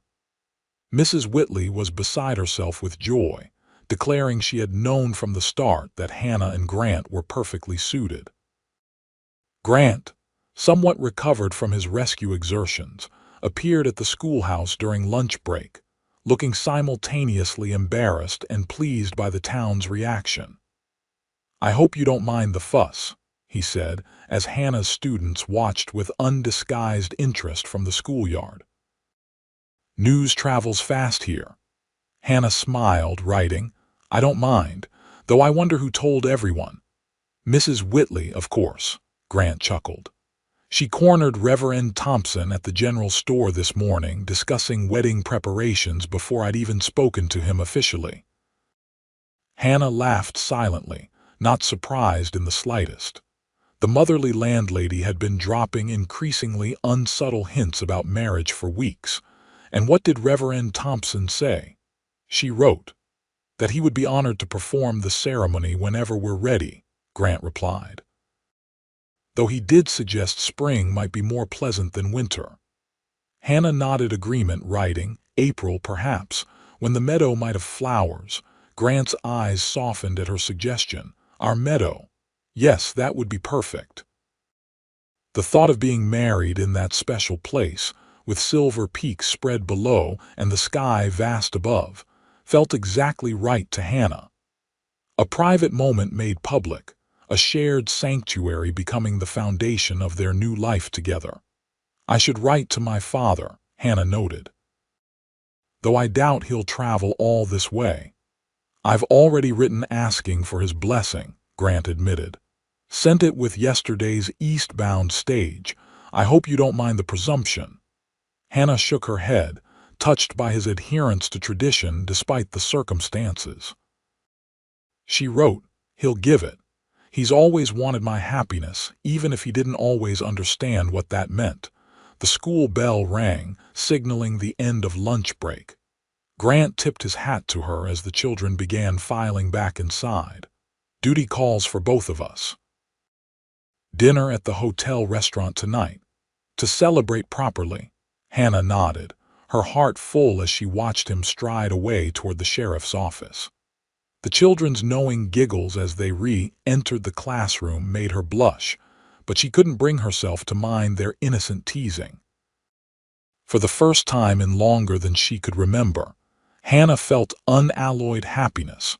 The rest of February passed in a blur of ordinary days made extraordinary by their engagement. Grant was often busy with his duties, particularly after the mine accident prompted new safety regulations that required enforcement. Hannah's teaching consumed her days, and in the evenings, she began planning for their shared future. Mrs. Whitley helped her start a hope chest, contributing linens and offering advice about household management. The elderly sisters who owned the millinery presented Hannah with a beautiful wedding bonnet, promising a matching dress when spring fabrics arrived. March brought the first hints of warmer weather, with patches of ground emerging from beneath the snow and longer daylight hours that lifted everyone's spirits. Hannah found herself watching the meadow flowers near town with keen interest, gauging when their higher altitude sanctuary might bloom. A letter arrived from Hannah's father midway through March, containing his blessing along with a generous bank draft as a wedding gift. The formal language couldn't quite hide genuine pleasure that his daughter had found happiness in her new home. He regretted that business would prevent his traveling to Nevada for the ceremony, but promised a proper gift would follow. Reading between the lines, Hannah suspected her father was relieved that she had moved forward with her life in a respectable manner. His greatest fear after the attack had been that Hannah would remain forever isolated by her condition, unable to secure a husband or place in society. That she had found both in Silver Peak seemed to satisfy his concern for her future security. As their wedding date approached, Hannah found herself thinking more about her lost voice. She had adapted remarkably well to written communication, with most of Silver Peak now accustomed to her slate and chalk. But the traditional wedding vows required spoken responses. How would she promise herself to Grant in silence? Reverend Thompson resolved her concern with characteristic practicality when she raised the issue during wedding preparations. The Lord hears what's in our hearts, Miss Zimmer, not just what passes our lips, he assured her. You may write your responses or simply nod. The commitment is what matters, not the form it takes. His understanding eased Hannah's mind considerably. Still, as April approached with the meadow beginning to show green, she found herself wishing she could speak her love aloud on their special day. Not for the ceremony's validity, but as a gift to grant the man who had waited so patiently through her silence. A week before the wedding, Hannah visited Dr. Thompson with a persistent cough that had developed after a rainy walk home from school. The doctor, a gruff but kind man in his 60s, examined her thoroughly before pronouncing it a simple cold. Rest your chest and throat, he advised. Plenty of hot tea with honey. No strenuous activity until after the wedding, young lady. We can't have you falling ill on your special day. As Hannah gathered her things to leave, Dr. Thompson hesitated, then said, Miss Zimmer, I hope you don't mind my asking, but has anyone in Boston or here attempted therapeutic approaches for your aphonia? Hannah shook her head, writing, The Boston doctors called it hysteria and recommended institutional treatment. My father refused. Quite right too, Dr. Thompson harumphed. Barbaric approach, but there are other methods, gentler ones. Exercises to strengthen the vocal cords, techniques to overcome the mental barriers. Hannah stared at him, surprised by this unexpected topic. She wrote, You believe my voice could return. I've seen similar cases during the war, the doctor said. Soldiers who witnessed horrors sometimes lost the ability to speak. Some recovered in time with proper support. Hannah felt a flutter of hope she hadn't allowed herself in months. She wrote quickly, What kind of exercises? Simple ones to start, Dr. Thompson explained. Humming, controlled breathing, gentle attempts at vocalization when you're alone and feeling safe. The mind creates these barriers for protection, but they can be dismantled gradually without force. Hannah absorbed this information with growing excitement. She wrote, I would like to try. Good, the doctor approved. But remember, no pressure, no deadlines. The voice returns in its own time, if at all. Acceptance of your current state is essential for healing. Hannah nodded, understanding. The doctor's approach was refreshingly different from the Boston specialists who had treated her condition as a weakness to be overcome through harsh methods or institutional control. Thank you, she wrote sincerely. You're marrying a good man, Miss Zimmer, Dr. Thompson said as she prepared to leave. Sheriff Abernathy is one of the finest people in Silver Peak. Voice or no voice, you're making a worthy match. Hannah smiled her agreement, leaving the doctor's office with renewed hope and a list of simple exercises to try. That evening, alone in her room, Hannah attempted the first technique, gentle humming while focusing on the vibration in her throat. The sound emerged weak and thready, but it was sound nonetheless, the first she had voluntarily produced in nearly a year. Tears streamed down her face at this small victory. She didn't expect miracles or quick cures, but the doctor's practical approach had given her something the Boston physicians never had: agency in her own healing. Whether or not she regained her voice in time for the wedding became less important than the journey itself. She would continue trying at her own pace, without pressure. Grant would wait, as he always had, not demanding speech, but welcoming it if it came. The week before the wedding passed in a whirl of final preparations. Mary arrived from Carson City with her husband Thomas, bringing the wooden cradle Thomas had crafted as a wedding gift, a gesture that made Hannah blush, but secretly pleased her with its assumption of future children. April 18th dawned clear and mild, with a gentle breeze stirring the new leaves and wildflowers beginning to dot the hillsides. The wedding party, small by Eastern standards, but including nearly everyone in Silver Peak, gathered at the base of the trail leading to the meadow. Those who could ride mounted horses borrowed from every stable in town. Others climbed into wagons that Grant had arranged to navigate the steeper portions of the trail. Hannah rode beside Mary in the lead wagon, her wedding dress a simple creation of ivory silk with lace accents protected by a light shawl against trail dust. "Grant hasn't stopped smiling for days," Mary confided as they ascended the winding path. "I've never seen my brother so happy." Hannah smiled, her heart too full for even written words. She had continued Dr. Thompson's exercises faithfully, making small progress sounds, whispers, brief phonations when alone. But speech still eluded her in moments of emotion or in others' presence. The meadow, when they reached it, exceeded Hannah's hopes.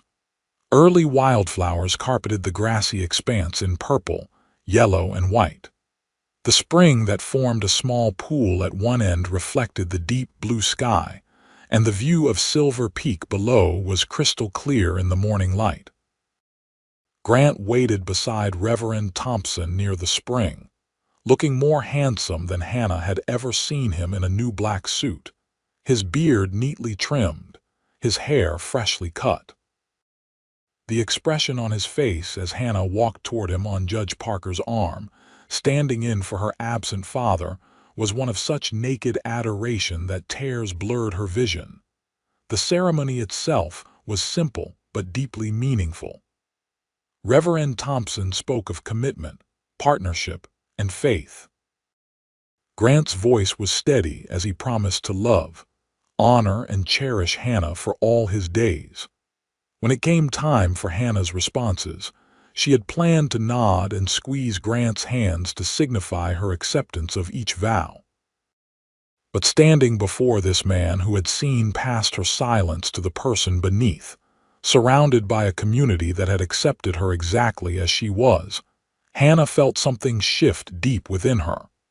"Do you, Hannah Zimmer, take this man to be your lawfully wedded husband?" Reverend Thompson asked.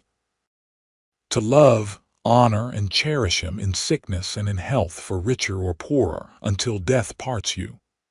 Hannah looked into Grant's beloved face, saw the absolute acceptance in his eyes, and felt the barriers within her mind begin to crumble.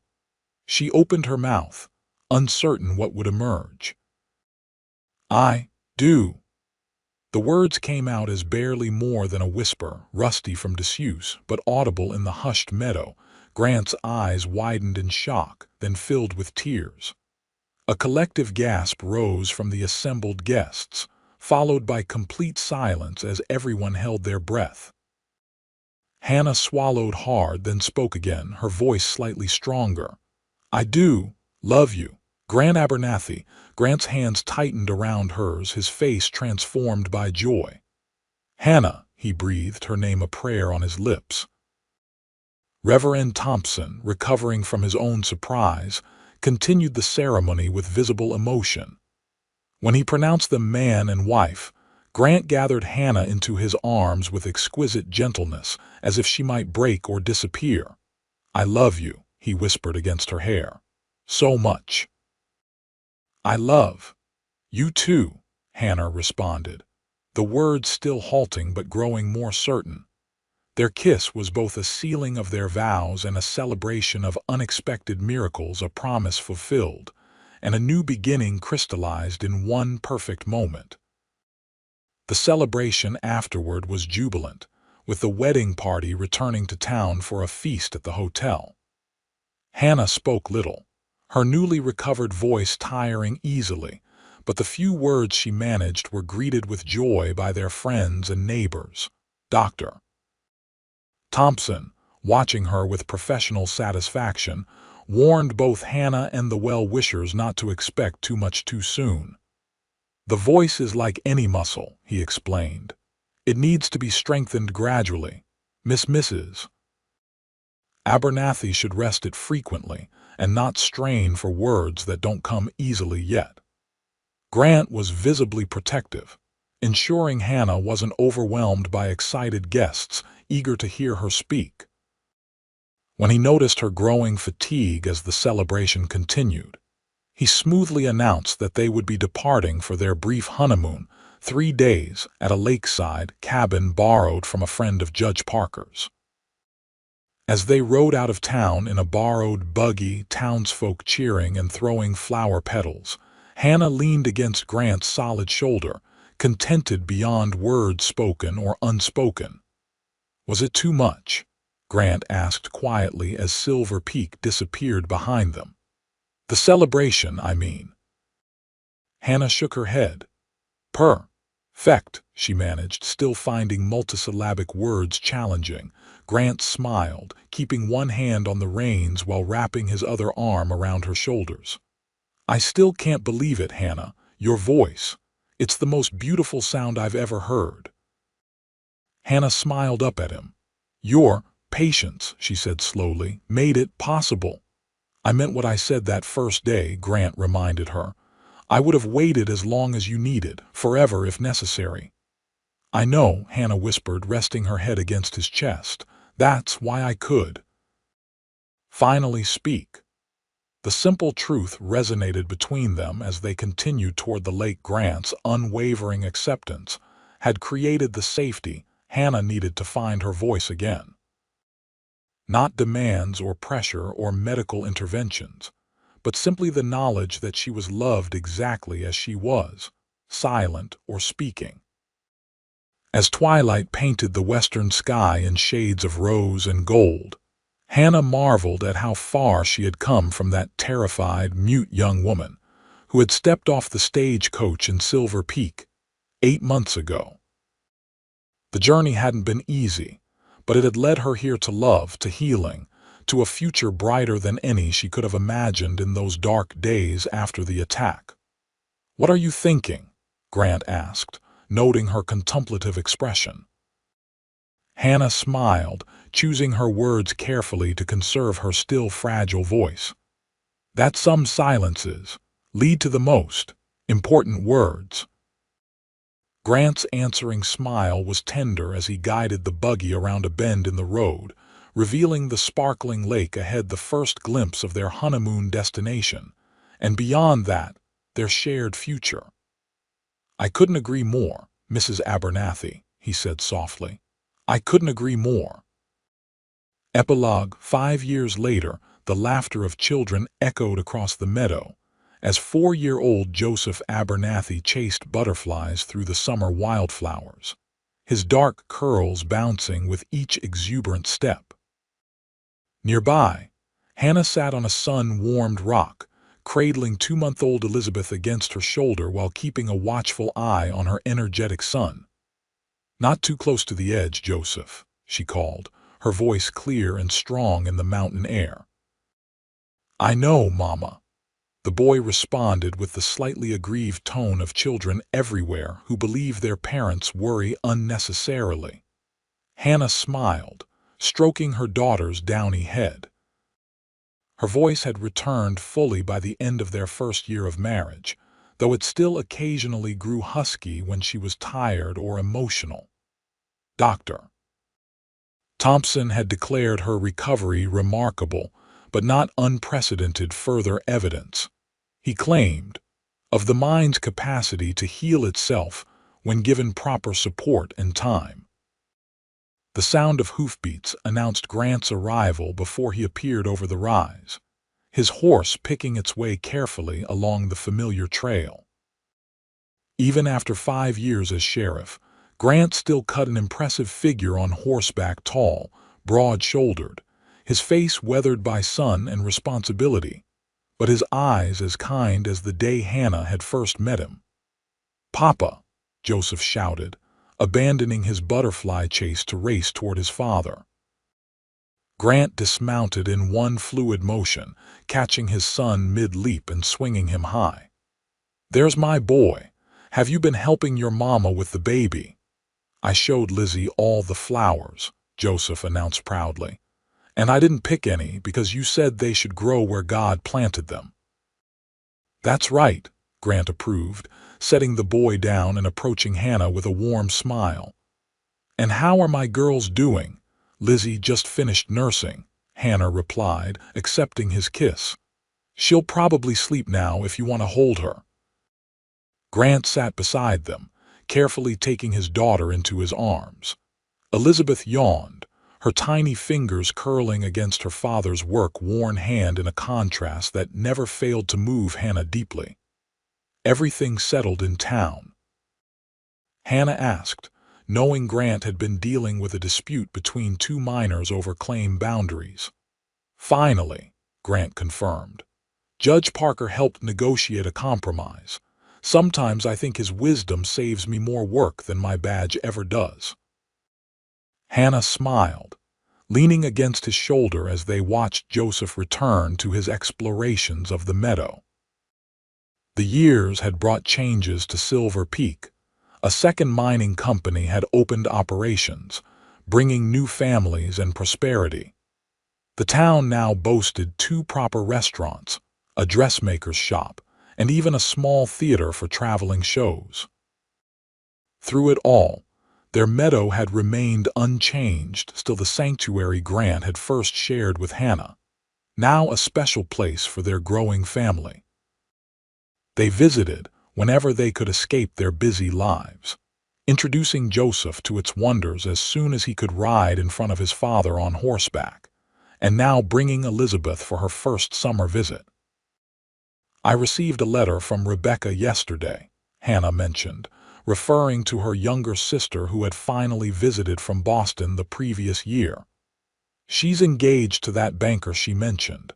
"Good for her," Grant said sincerely. "She seemed much happier than when you first reconciled." The reconciliation with her sister had been another milestone in Hannah's healing journey. After years of strained correspondence, Rebecca had finally accepted Hannah's invitation to visit Silver Peak. The sophisticated Bostonian had been skeptical of frontier life at first, but witnessing her sister's happiness and hearing the full story of how Hannah had regained her voice had bridged much of the distance between them. "She mentioned father's health is declining," Hannah added more soberly. "I wonder if we should consider visiting Boston next spring." Grant nodded thoughtfully. "If that's what you want, we'll make it happen. Joseph is old enough to travel now, and Lizzie will be by then." The easy acceptance of her wishes, without questioning or suggesting complications, was typical of Grant's approach to their marriage, a partnership built on mutual support and respect that had only deepened over the years. "Joseph," Hannah called, "come have some lemonade before it gets warm." The boy raced back, flopping dramatically on the blanket they had spread beneath a large pine tree. Grant poured lemonade from a ceramic jug into tin cups, while Hannah arranged the picnic Mrs. Whitley had packed for them. "Tell me a story, Papa," Joseph requested between gulps of lemonade. "About when you and Mama met." Grant's eyes met Hannah's over their son's head, sharing a private smile at the familiar request. Joseph never tired of hearing romanticized versions of their courtship, especially the part where his mother couldn't speak and his father promised to wait. "Well," Grant began, settling Elizabeth more comfortably in one arm. "It was a fall day much like this one, and a stagecoach arrived in Silver Peak carrying the most beautiful woman I had ever seen." As Grant spun the tale for their son, embellishing certain parts and tactfully omitting others, Hannah watched her family with a full heart. The girl who had fled Boston in terrified silence could never have imagined this future: a loving husband, 2 beautiful children, a community that valued her contributions, and a voice recovered through patience and unconditional acceptance. "And then," Grant continued, reaching the story's most important moment, "I told your mother to take all the time she needed, that I would wait as long as necessary." "Because you loved her already," Joseph interjected with the certainty of a child who had heard the story many times. "I think I did," Grant agreed, his eyes finding Hannah's again, "though I didn't know it yet. And Mama's voice came back when you got married," Joseph concluded triumphantly, because love is the strongest medicine. Hannah laughed softly. That's right, sweetheart. Sometimes the heart knows how to heal what the mind cannot. As the afternoon lengthened into evening, they packed up their picnic and prepared to return to town. Grant settled Elizabeth in a special carrier he had designed for horseback, while Joseph rode proudly in front of Hannah on gentle Sadie, now aging but still reliable. Before leaving the meadow, Hannah paused for a final look at the place that had witnessed so many pivotal moments in their journey: Grant's first declaration of love, their wedding vows, Hannah's first words, and now their children's introduction to this special sanctuary. "Ready, love?" Grant asked, noticing her hesitation. Hannah nodded, her voice clear and certain as she answered, "Yes, I'm ready." The words echoed their deeper meaning as the family descended the trail toward home, toward the future. They continued to build together in Silver Peak, one patient day at a time.